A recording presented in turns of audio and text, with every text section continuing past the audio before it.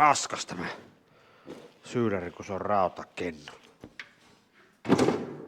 Ja se on kaputu. Se on täydellisesti kaputu. Tulipa melkoista sitruunamehua, morjesta vaan.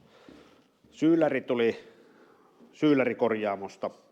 Sitä hätäkorjattiin. Ja koska se on täysin rautakennonen, eli lamellit on rautaa ja ne kaikki pilliputket on tuolla kennostossa rautaa, niin sehän on täynnä ruostetta. Siellä oli 3 päivää mulla sitruunahappo sisässä. Ja nyt se vuotaa. Ihan solokennaan tulee tuota alakulmasta. Sitruunahappoa liuvosta tuli läpi sieltä. Eli se ruoste kun irtos, se paljasti sieltä rautakennostosta niitä pistesyöpymiä, mikä oli erittäin hyvä asia, että se nyt paljastui. Ei tuommoista kannata paikolle laittaa. Tuo pultti paikattiin, mistä se vuoti eniten, kun se oli katkenut irti. Tuota vahvistettiin, maksoi siis 50 se hätäremontti ja vuodon tai tiiveven testaus.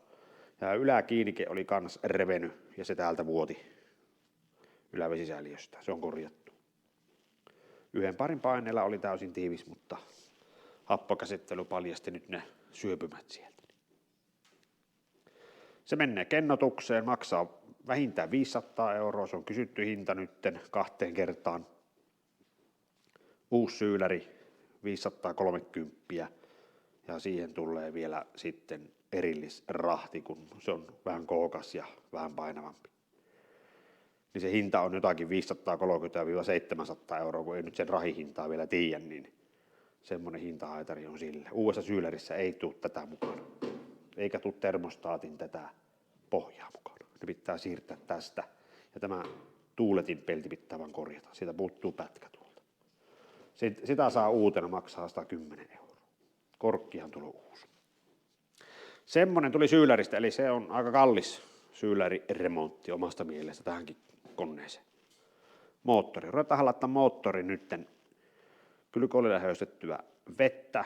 Katsotaan miten pahasti vuotaa vesipumppu, miten pahasti vuotaa tuo kannen tiiviste. Tuliko tuossa täys fiasko ja voidaan porakonilla vähän pyörittää myös vesipumppua sitten.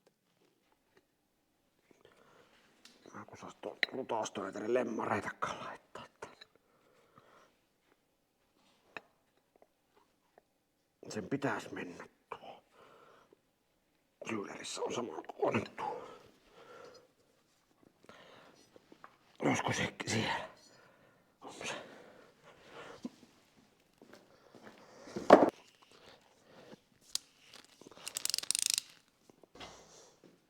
Laittaa vaikka tuo. Minne tuo kiinni? Tuo venttiili. Pikkusen glykolia aina tänne sekkaan. Saan sitä pintajännitystä pienemmäksi. Hittaasti menneet tuonne kannen kautta tonne.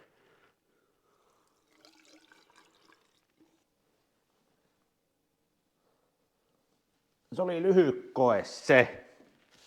Se on niin kierro tuo sylinterilohkon pinta mulla, että lorisemalla vuottaa kannentiivisteen välistä tuolta ja tuolta. Paperia jäi tuonne. Hohoi, se oli lyhyt testi. Ei edes moottori, varmaan niin kuin 1/3 vasta täytetty tuonne ja tuosta kannen välistähän se valluu nyt tänne lohkoon, jos se siinä täyttövaiheessa jo rupeaa noin pahasti vuoto. Se oli siinä. Perseelle meni, aivan perseelle meni. En tiedä, kun tuo sylinterin lohko sitten niin pikkusen kiero. Nyt kun kansi on suora, niin noin siinä käypi. Tuosta nyt tuo sylinterin lohkon pintakin plaanata. Se on vaan niin kallis operaatio sekin. Sen verran silloin vettä, että vuottaahan se vesipumppu. Juorureiästä tulee vettä. Eli se vesitiiviste ei tiivisty siihen impelleriin.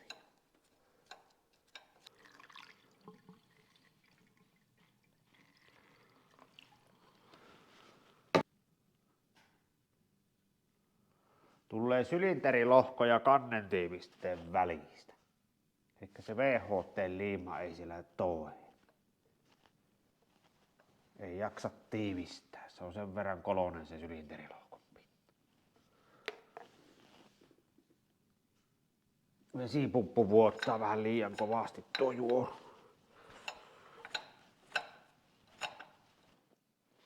Täältä lasken nuo mehut poikkeen. Kataströöfi on kyllä nyt.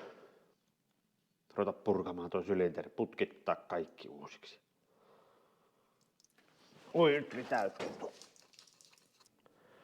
Nyt kun se vuottaa tuolta reunalta, vähän täältä etukulmistaan, täältä takareunaltaan, voitaisiin kokeilla vielä yhtä konstia tuohon kannen kiristykseen. Sain semmoisen vinkin, soitin jo yhdelle henkilölle, niin näiden venttiilitankojen puolisko kirastaa ensin 50 newtoniin. Löysätään nämä takimaiset auki. Koska tässä oikeassa kannenkiristysohjeessa niin ensin kirastaa tuo 1, sitten on 2 ja 3 heti täällä takana. Niin nämä 2 mutteria vettää kantta vähän kallelle. Voitaisiin nyt löystä kaikki ja vetästä nuo ensin kiinni ja sitten lähdetään kirimään ristiin tämän kansi ja pannaan nesteet sisuksiin taas, kun on tuolla löntässä ja katsotaan mitä tapahtuu. Pitää myös katsoa, tuolta ei tule vuotoja tuonne sisälle. Tuossa on tosiaan tuo vesipumpun tiivistyshomma, niin kyllähän nyt tuon renkaan, kun se tuohon jousella painaa, niin pitäisi mukaan tiivistyä. Silti se tippasi. En tiedä miksi, tuo on tosi kovaa keraamia tuo pinta. Semmonen homma siinä. Joo. Tosiaan täällä kun on se öljykanava, niin on paljon semmosia setorin lohkoja ja kansia, että ne öljyreijät ei kuulemma kohta ollenkaan. Tässä kun pistää paineilmaa tuonne reikään, niin tuo suhisee hyvin läpi. Että se on kohdalla siellä. Uskoisin ainakin. Tulee hyvin ilma läpi.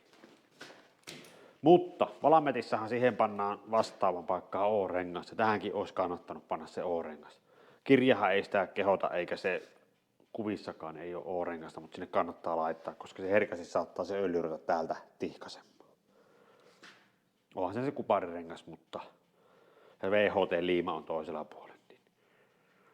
Mutta se voi ruveta sotkea öljyllä tai kylkeä. Semmosiakin on, että ei kohta ollenkaan reijät. Se on vähän suurin piirtein tehty aina tämä kone.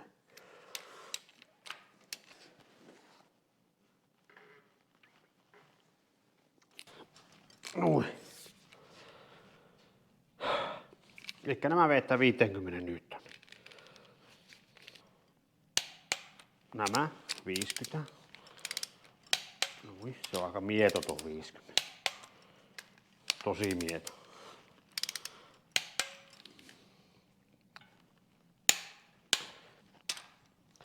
Ja 8.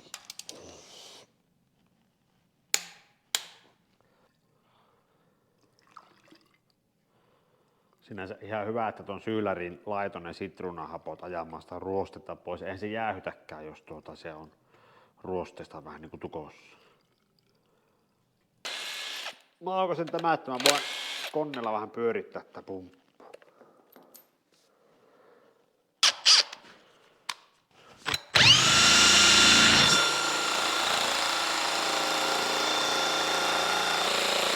Kun mä en näe, että missä se vesi nyt on, kun ei saa menemään sitä vettä tonne sisään.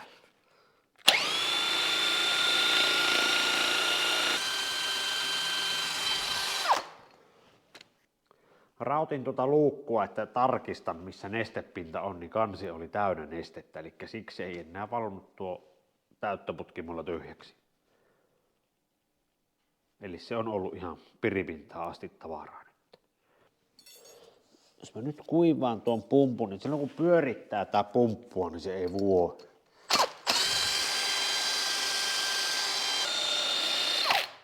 Nyt se ei voi. Nyt ei ole tullut puoleen minuuttiin tippaa tuolta.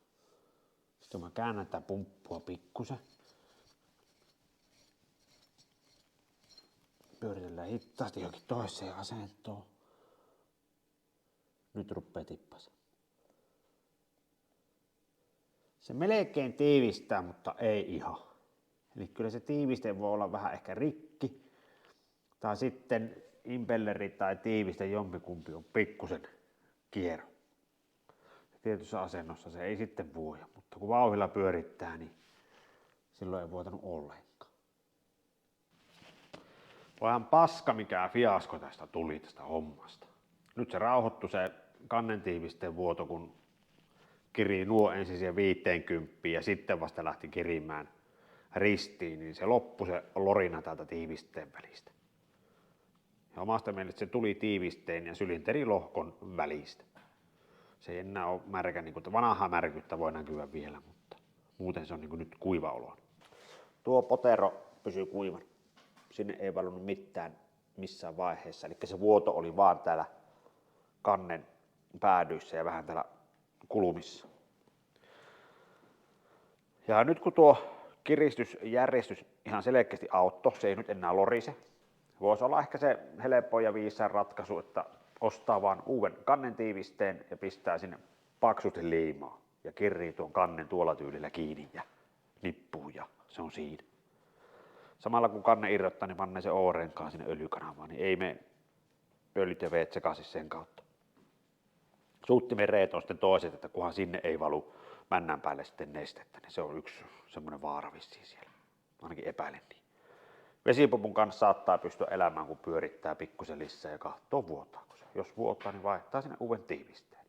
Tai vaihtaa sen punaisen pumpun sinne, kunhan kassaan sen punaisen pumpun sinne. Tosiaan kun tuo VHT-liima, niin se on aika ohut kerros, minkä se tekee, niin kun ne lämäisee tuon Permatexin lakaan sinne paksusti tai sitten possumassa ja löpi uudella tiivisteellä sen kannen kiinni. Semmoinen kai siihen joutuu tekemään. Siinä on venttiilin työtötankoja 2 kappaletta. Kanssa harrastaja kävi tuossa kylässä edellisiltana, niin se toi mulle 2 tankoa siihen, ne saapi valita kumman ottaa niistä. Semmonen fiasko. Syylläri ainakin lähtee uusiksi. Plaani on vaan kallis, niin se on kallis. Ei muuta kuin liimalla kassaa. Heittäkää oma mielipide. Se on moro.